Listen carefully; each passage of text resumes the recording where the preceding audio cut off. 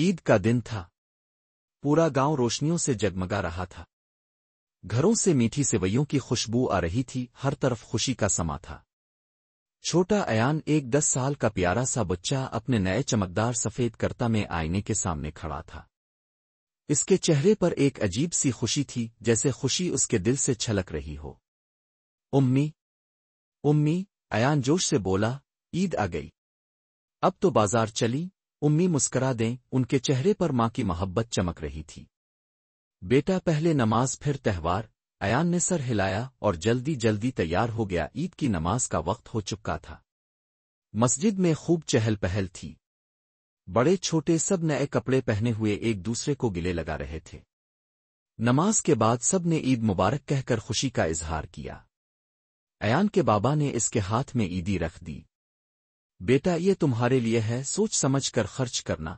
ایان کی آنکھیں خوشی سے چمک اٹھیں۔ اس نے عیدی کو مضبوطی سے پکڑ لیا۔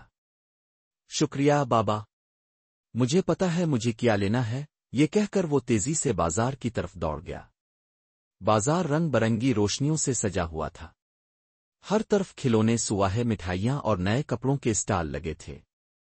بچے خوشی سے خریداری کر رہے تھے، ہنسی مذاق کی آوازیں ہر طرف گونج رہی تھیں۔ ایان کھلونوں کی دکان کے سامنے جا کر رک گیا۔ اس کی نظر ایک خوبصورت لکڑی کی کھلونا کار پر جا ٹکی۔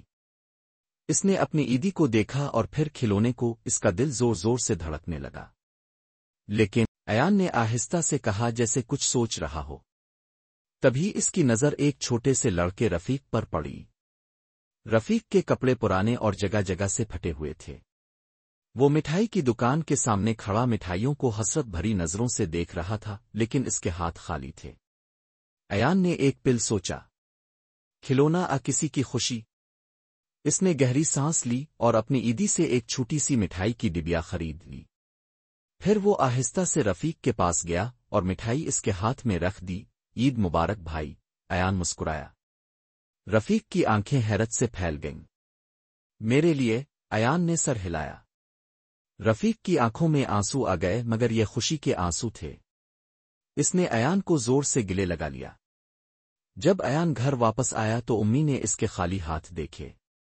بیٹا، تم نے اپنا کھلونا نہیں خریدا؟ ایان کے چہرے پر ایک چمکدار مسکراہٹ تھی۔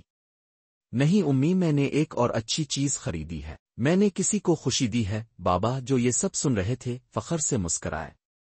پھر انہوں نے اپنی جیب سے وہی کھلونا کار نکالی جو ایان لینا چاہتا تھا۔ بیٹا، جو دوسروں کی مدد کرتا ہے، اللہ اسے اور زیادہ نوازتا ہے۔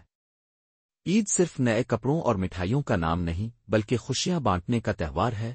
ایان کی آنکھوں میں خوشی کے آنسو آ گئے۔ اس نے زور سے بابا کو گلے لگایا، پھر امی کو بھی۔